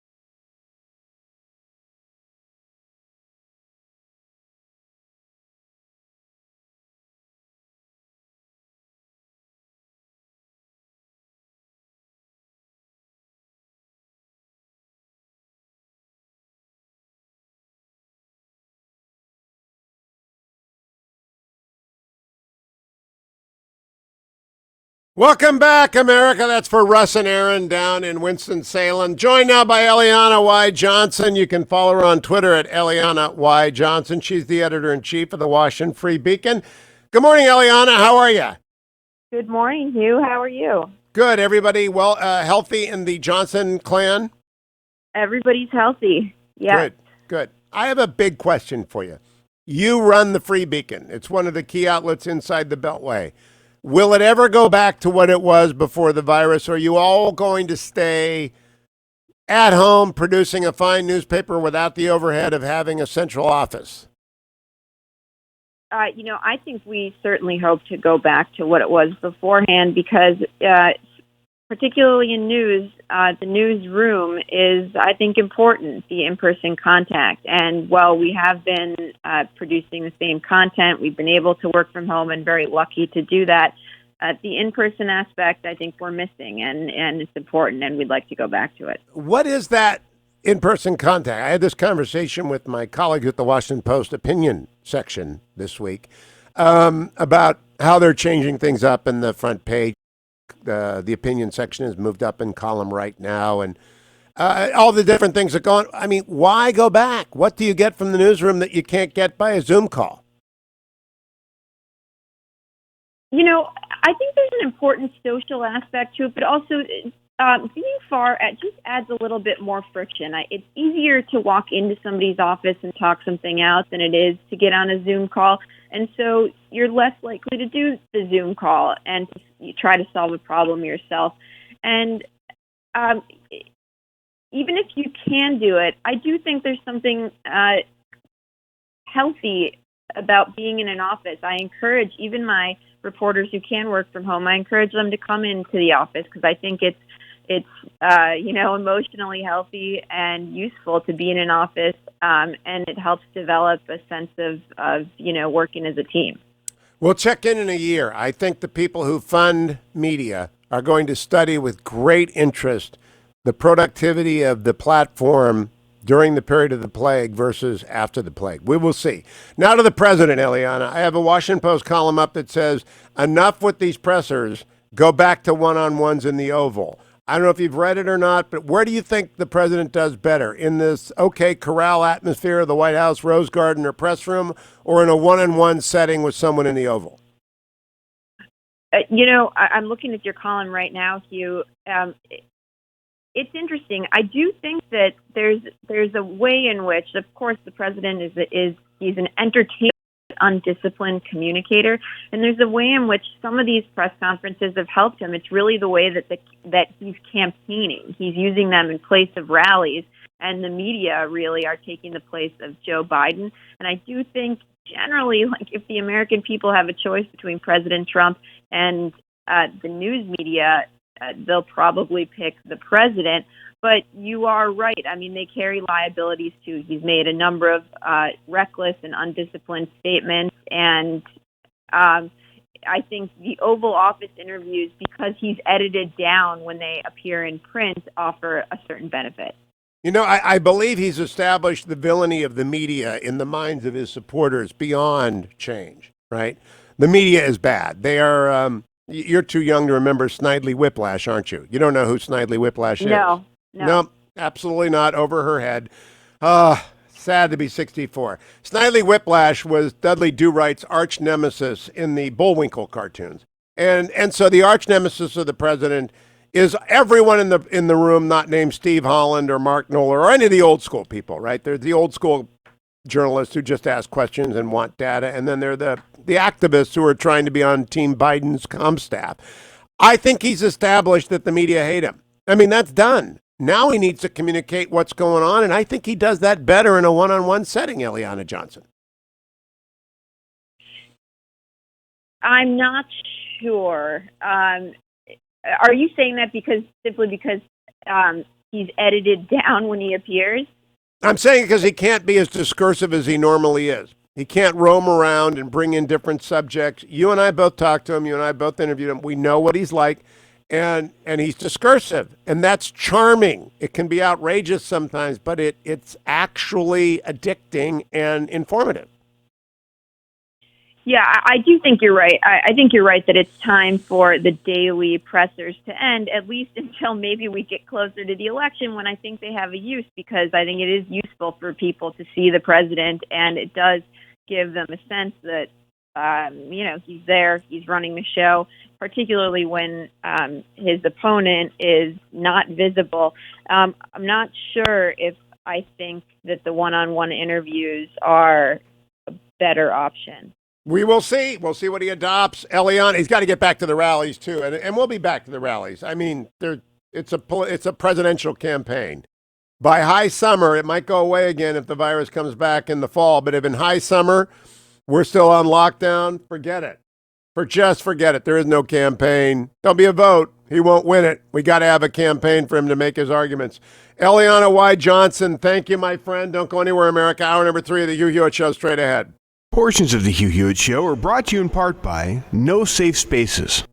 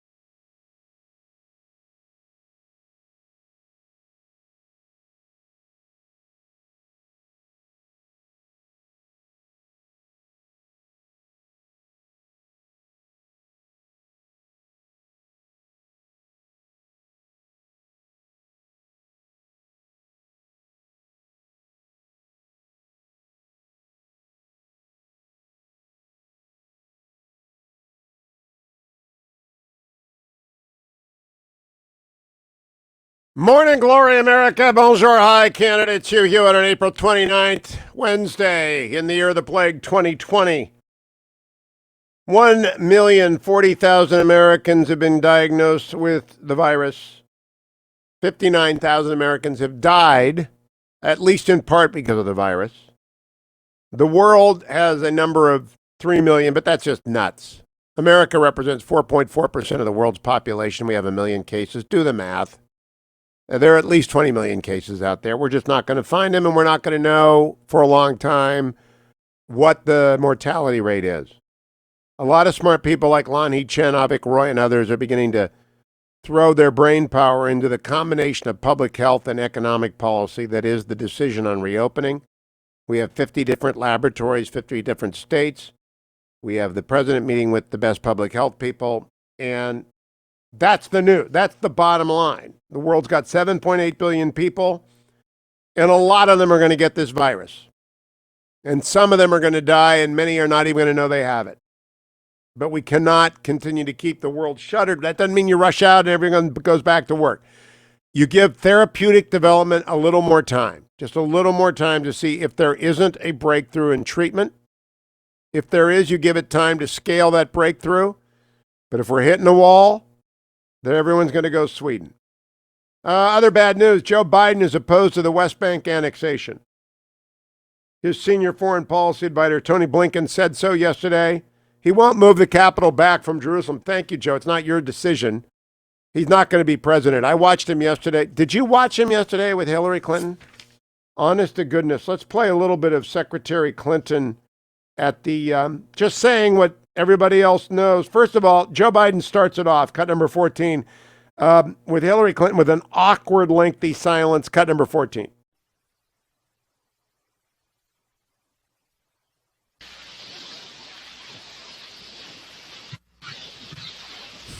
So badly produced. Hello? Hello in there? Hello? Joe and Hillary, we're waiting for you. You can start now. You're on. It's like hello everyone. Hello Thanks everyone. Stop. Join us. So that was Joe and Hillary on camera. Now we do this show every day, so we're a little bit better at hitting cues. But he wants to be president of the United States. Then Secretary Clinton, God bless her, she articulated what every Democrat is thinking. It's right out of the Saul Alinsky playbook, for whom she has great affection and a longtime connection. Cut number 15. This is a high stakes time because of the pandemic, but this is also a really high stakes election. And every form of health care should continue to be available, including reproductive health care for every woman in this country. And then it needs to be part of a much larger system that eventually and quickly, I hope, gets us to universal health care. So I can only say amen to everything you're saying, but also to, again, enlist people that this would be a terrible crisis to waste, as the old saying goes. We've learned a lot about Stop. She said it out loud. You're not supposed to say that out loud. This would be a terrible crisis to waste. We've got to cut that. And I mean, you just heard it. This would be a terrible crisis to waste. It is so crazy. Nancy Pelosi, when I look, I do not watch any. I told you, I watch Chuck Todd, I watch Brett Baer, and I watch Bob Costa. I don't watch Nicole Wallace. The crazy stuff that goes on MSNBC some days. When Nancy Pelosi shows up, she showed up yesterday, and you just have to hear this. Cut number 18. The Speaker of the House in the middle of the worst crisis since 9/11 and easily the worst public health crisis in 100 years. Here's Nancy Pelosi. No, but Governor Hogan is a Republican, and he certainly has spoken up, right. And other governors. And we have strong bipartisan support, Democrats and Republicans, in support of state and local investments as we go forward in the next bill. And that is to support our heroes, our healthcare providers, our first responders, police, fire, emergency services people, our teachers, our transit workers, our postal workers who deliver the mail medicine to many people in our country, certainly our seniors over time, our food providers, the list goes on. So rather than spending time talking about the president's saying we should inject Lysol in our lungs, and he makes a big fuss about my having ice cream in my freezer. That's his latest today, his most current today. She has Lysol in her freezer. Right there. President said we should inject Lysol in our lungs. He makes a big fuss about my ice cream in my freezer. The ice cream in the freezer part is true. Of course, the president did not say inject Lysol in your lungs. That's the blue bubble. And the blue bubble thinks it's clever. I love that they're doing this. I want them to use that hashtag. Inject. It's all in the comment section of every pro-Trump, neutral Trump, serious reporter out there. Oh, the president said inject Lysol in your lungs. It's a marker of idiocy. It genuinely is when someone says what the president said means inject Lysol into your lungs.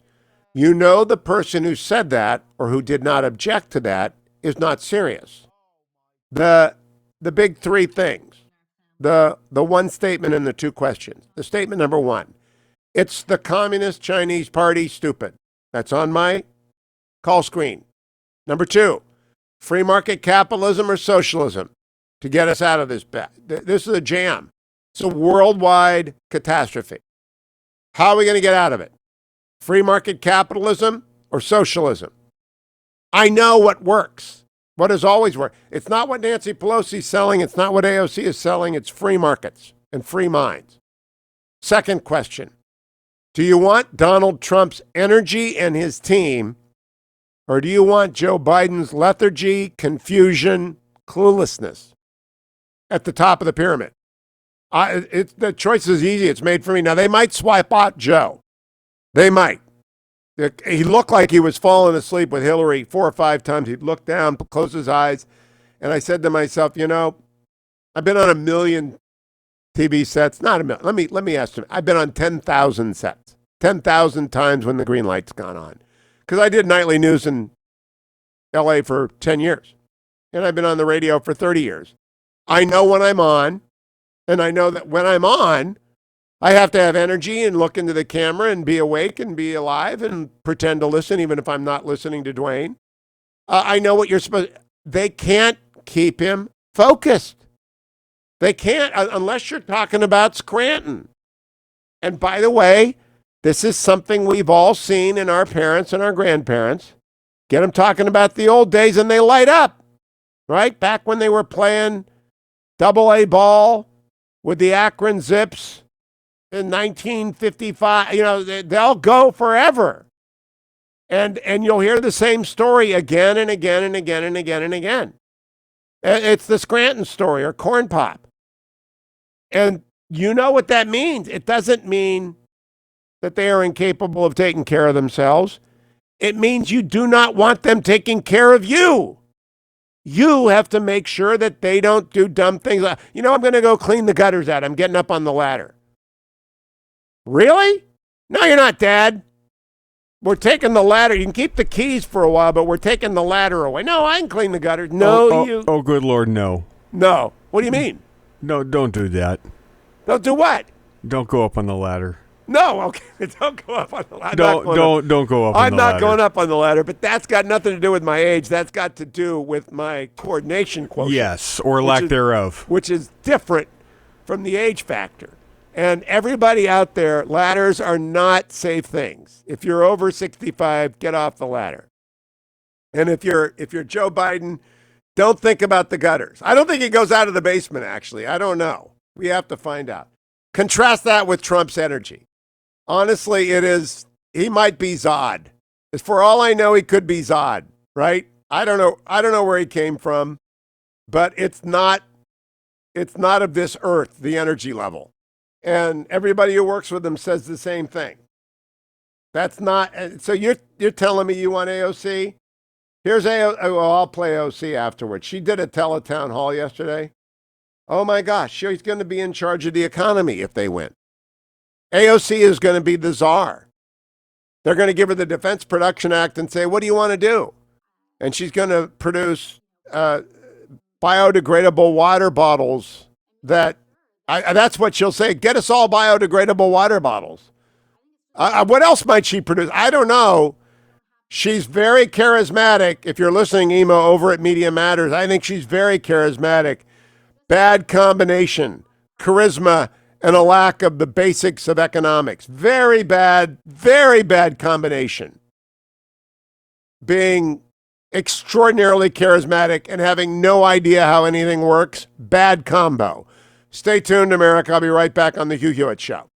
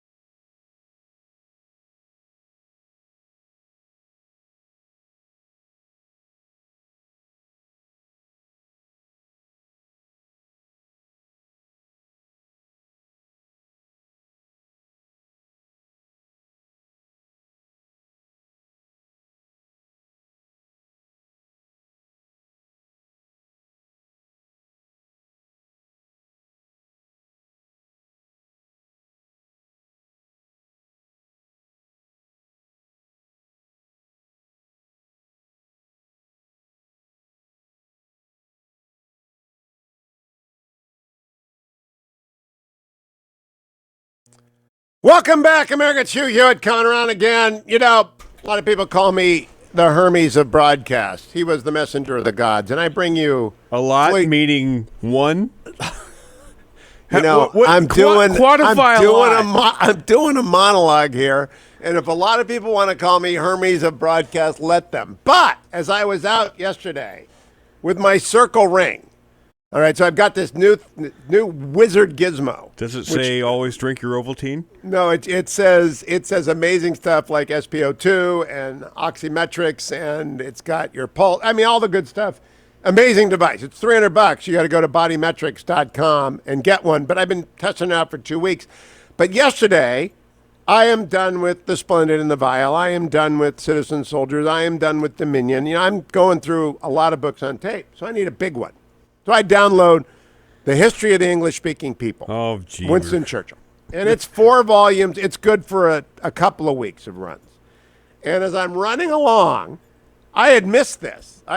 Before. I'm getting through Alfred the Great, and then Edward, his son, and Athelstan, his son, and his grandson, and Edgar, and all that stuff. And all of a sudden pops up, wouldn't you know, in history, Hugh the Great, Duke of France, Count of Paris.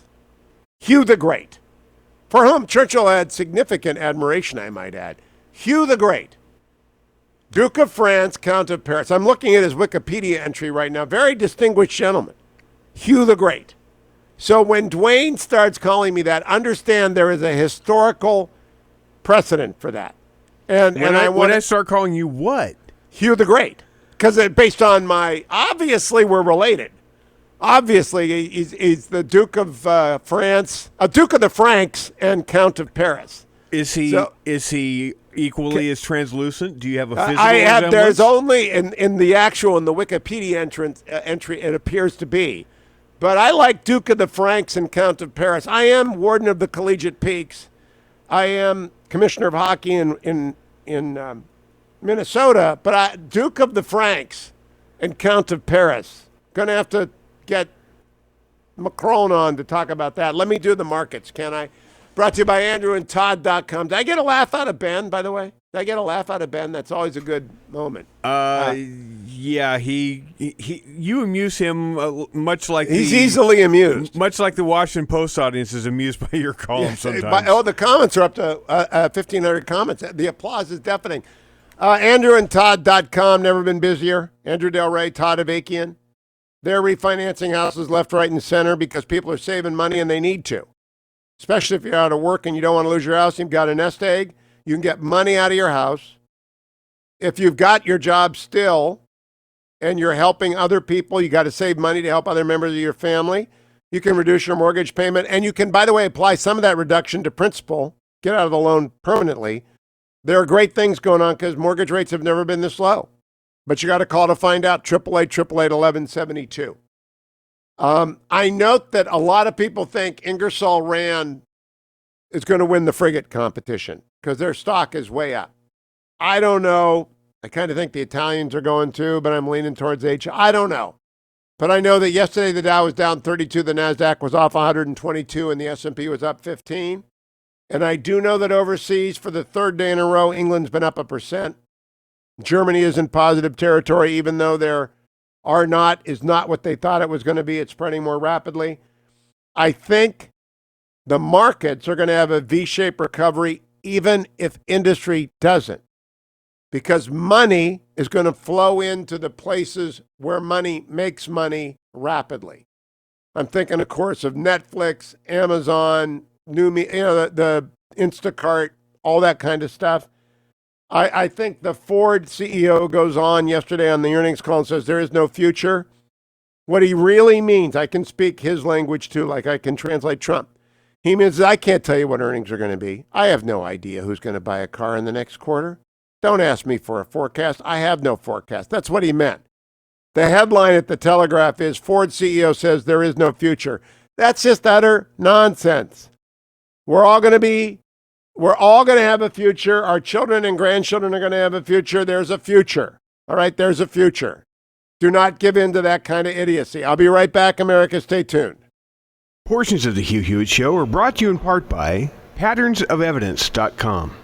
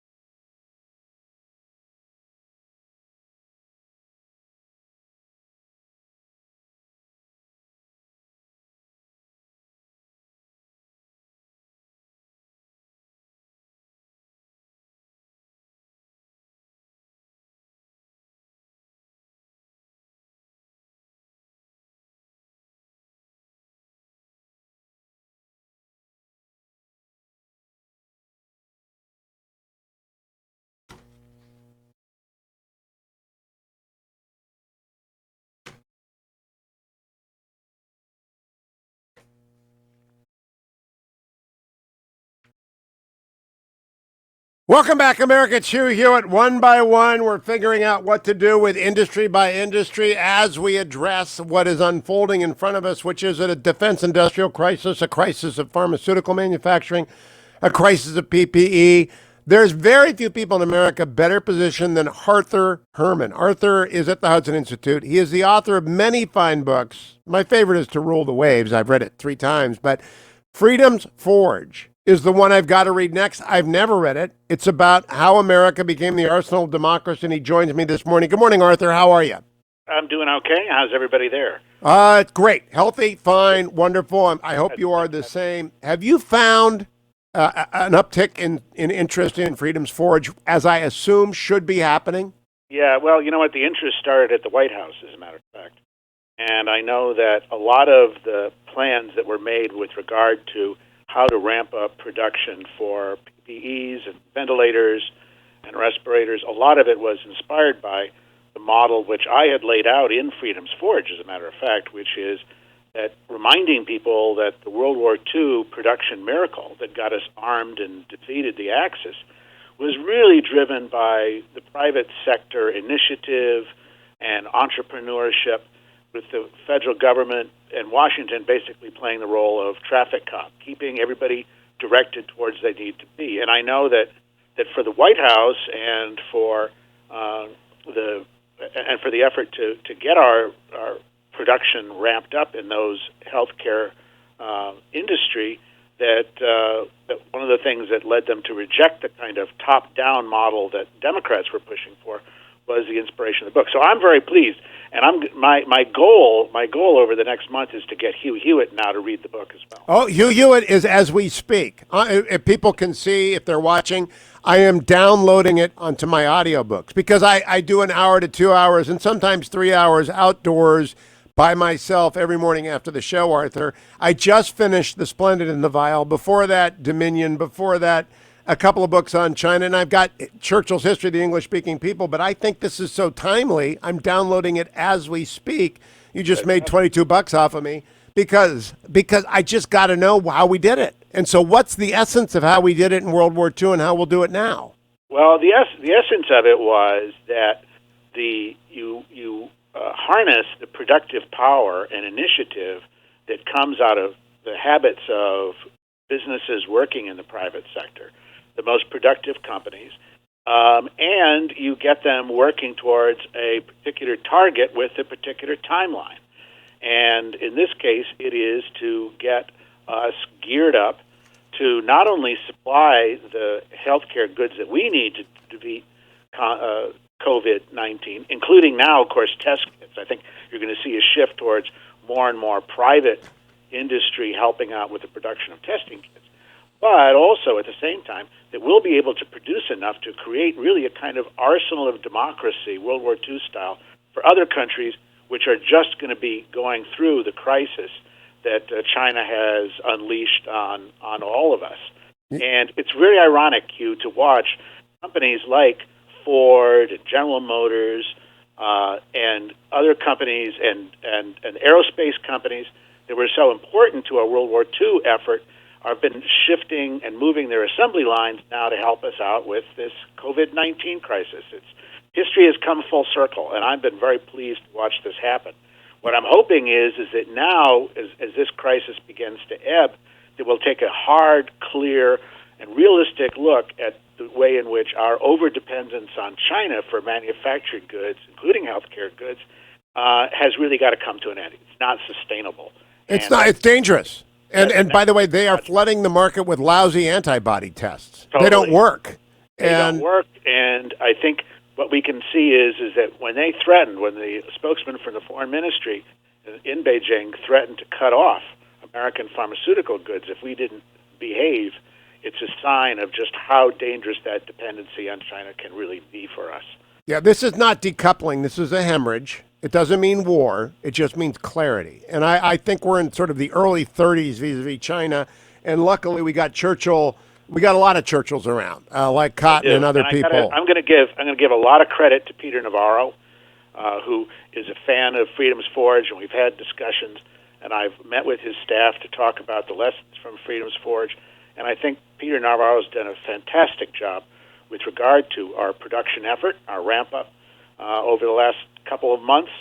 And I also have full confidence that Navarro is going to be just the person to lead us forward in what the next step is going to be, and that is what sectors of our economy do we need to decouple from China as a matter of national security and as a matter of economic security. Now, here's the irony, Arthur. I've known Peter for 30 years. I opposed him when he ran for San Diego mayor, San Diego county supervisor, San Diego congressman. He's a liberal Democrat, a protectionist. And I oppose all the stuff he's done outside of China, but I've had him on the show because he's right about China. So if you get the one big thing right, if you're a hedgehog, I don't care if you're wrong on all the other stuff. If you get the one big thing right, and he's right about China.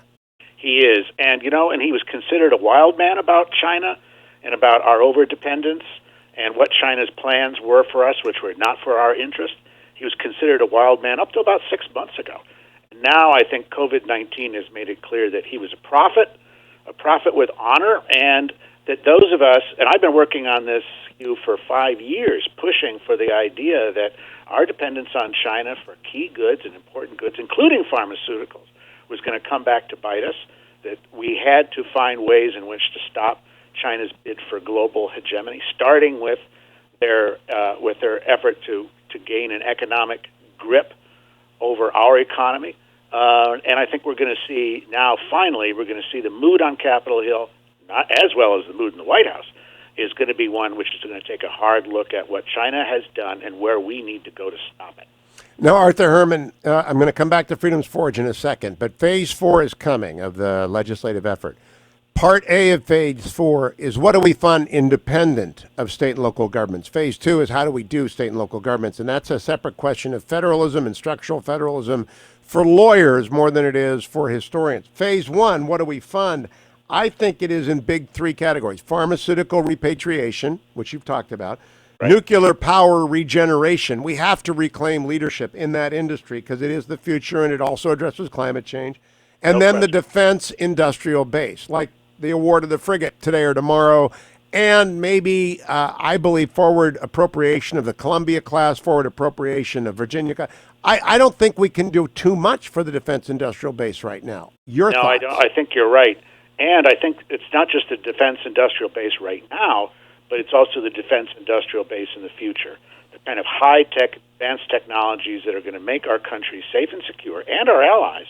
And we cannot allow the supply chain for those advanced technologies, whether you're talking about areas like robotics, whether you're talking about AI, and you're talking about quantum technology, which I work on a lot right now at Hudson and in Washington. You cannot allow those technologies to be in the hands of China.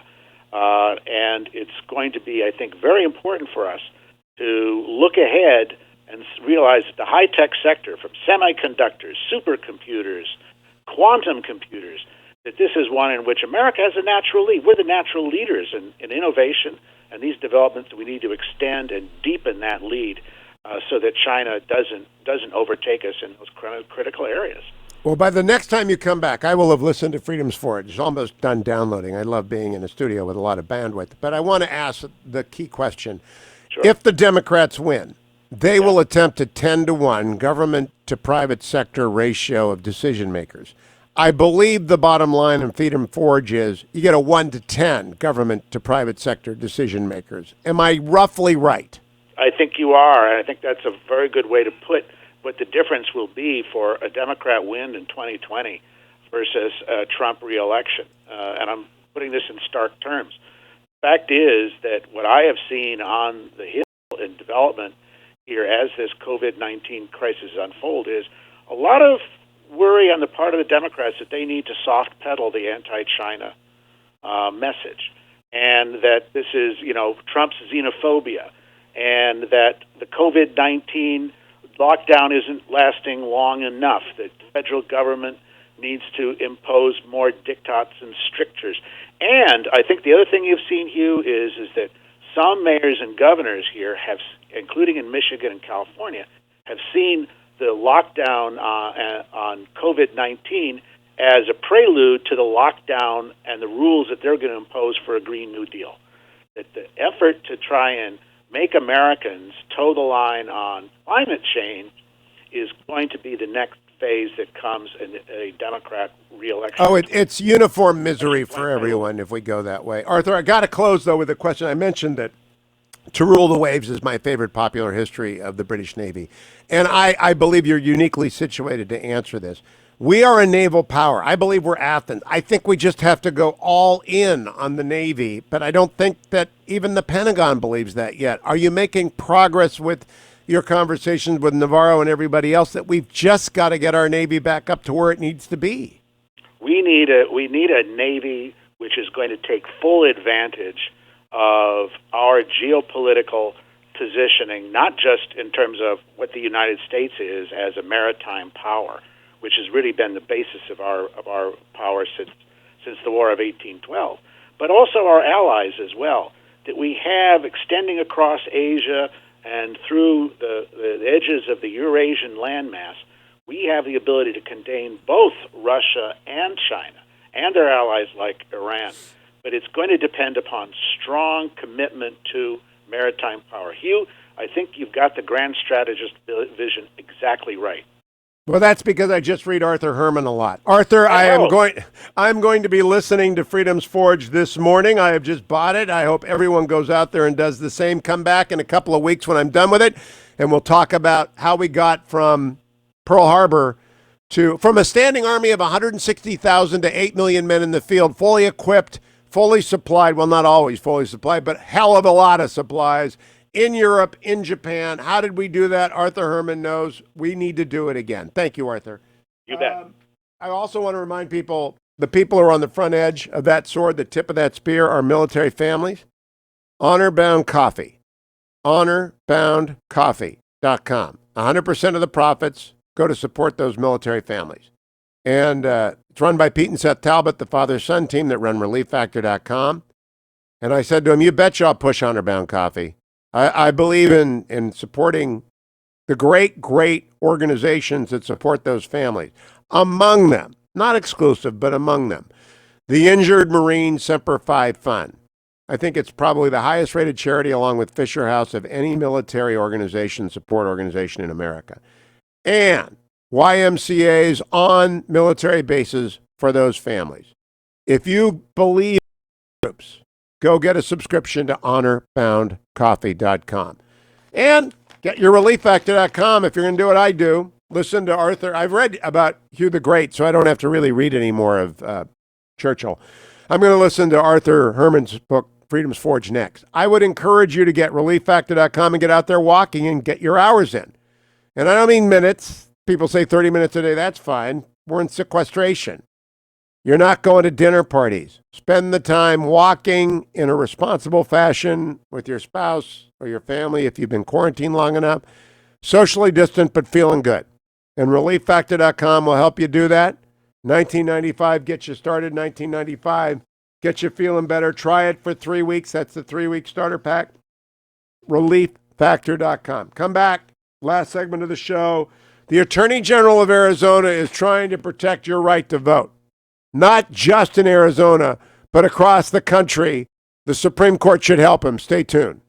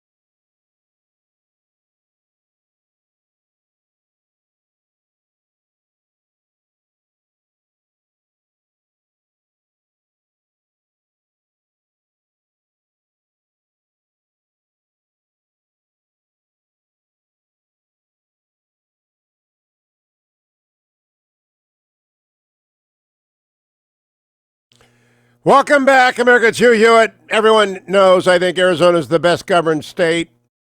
Ohio's a close second, but between Governor Doug Ducey and Attorney General Mark Brnovich and a state legislature that takes its job seriously, they got a booming economy. They are dealing well with the COVID crisis, and they are trying to protect the vote. I'm joined now by Attorney General Mark Brnovich of the great state of Arizona. Hello, General. How are you?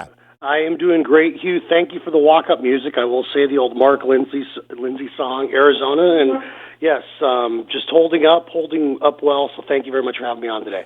Well, let's talk about what the Arizona legislature wants to do to protect the vote and what the Ninth Circuit did to stop you from protecting the vote and what you've asked the Supreme Court to do in response to the Ninth Circuit. The short version is Arizona passed laws that prohibit the practice of ballot harvesting. That is turning in ballots that basically don't belong to you if you don't live with that person, you aren't a family member or a caregiver.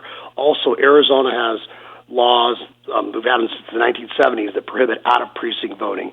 Two very common-sense measures that other states have, in fact, many states throughout this country. And basically, after a 10-day trial, we won at the federal district court level. We won originally, and Hugh, you're a lawyer, you know, we won originally 2-1 at the Ninth Circuit. And then in an unusual move, en banc, the Ninth Circuit overturned itself.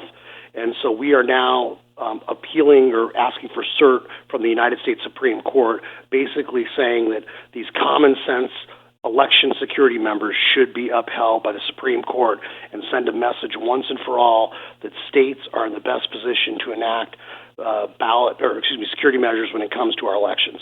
Now, I am personally in favor of the Israeli system, which is even stricter than the strictest American system. But I'll tell you what, the laws that Arizona passed are absolutely vital. Ballot harvesting is a nemesis. It is the death of confidence in electoral security. And it's happened in California, and as a result, people don't believe in the results anymore, General Brnovich. Go ahead. Sorry. No, I was going to say is that, look, I mean, there was a commission in 2005 on voting and making sure that we have secure elections after the Bush-Gore stuff. And that commission recommended that you have prohibitions on ballot harvesting. In fact, they said states, quote, should prohibit a person from handling absentee ballots other than the voter, a family member, postal service, or election officials. You know who said that, or was the co-chair of that committee, Hugh? James Earl Carter Jr. Yes, President Jimmy Carter was the co-chair of a committee that recommended prohibiting ballot harvesting. Now, the Ninth Circuit has gotten better, but it's still not very good because it's still a majority Democratic appointees, and they are still the most reverse circuit in America. It's getting better. You drew a bad en banc panel. I'm sorry to hear that. But when will you hear from the Supreme Court on whether or not they grant cert on these vital cases? Well, and we're fighting the Democratic National Committee, and I should add here, when you talk about the great government in Arizona, our Secretary of State has basically taken a fall in several of these cases, and so she refused to defend these laws. That's why we stepped in to file the cert petition. So the Democratic National Committee has 30 days to reply. I'm assuming we'll get all sorts of amici from all over, and then we're hoping that the Supreme Court will conference this and hear the case this fall, because it is really important that we get that Ninth Circuit decision stayed so it's not in effect. Otherwise, literally, there's dozens of states that will have their voter integrity measures called into question and maybe subject to, being put on hold or not being allowed to use to ensure the integrity of elections. So this is a really important case. We're hoping the Solicitor General's Office of the U.S. weighs in and supports our petition quickly so we can get this case and provide some certainty and clarity to the law. I really cannot understand how a Ninth Circuit panel, no matter who's on it, would overturn a state law concerning ballot security. Prohibiting ballot harvesting. I am dumbfounded by that. What was their argument, General? Well, I guess in a nutshell, they hung their hat on the fact that it violated Section 2 of the Voting Rights Act, and so obviously we vigorously disagree with that. We think that's a red herring. We think it's a classic liberal tactic to, find some way to overturn common sense election integrity measures. And that's exactly what the court did. I mean, Q, you know me, I've always said, I think Arizonans are in the best position to make laws for Arizonans. I don't need a bunch of unelected people sitting in ivory tower in San Francisco at the Ninth Circuit telling Arizona what they should or shouldn't be doing, or implying motives to the people, the great people who live here, without any evidence. Yeah, there's a reason there's a wagon train headed from California on a near continuous basis to Phoenix and Tucson. And it's not because California is well governed and the judges in San Francisco know what they're doing. Attorney General Mark Brnovich, great to have you on. We will follow this case closely. Thank you. And I look forward to seeing you next time I'm in Phoenix, whenever we start resuming move around the country. Don't you wish Thanks, you brother. could see that? Thank you, my friend. Don't you wish you could see that ad? Southwest Airlines, feel free to move around the country again. Can't you wait for that to come back? Hey, let me tell you one thing. Go to Body Metrics if you're interested in what I was talking about earlier today and get the circle ring. It's expensive. It's worth it. And come back tomorrow. Because whether or not Dwayne comes to work, I do. Thank you, Adam. Thank you, Ben. I was here late last night. I got all this new internet stuff going. Hugh the Great. Look, I'm not saying that. A lot of people say that, but I'm not saying that. You can go look up. Duke of the Franks. How about that? No, he was Duke of Paris. What was he? Duke of the Franks and Warden of Paris. I can't remember. Just call me Hermes. I'll be back tomorrow. Lightning quick, Mercury fast on the next Hugh Hewitt Show.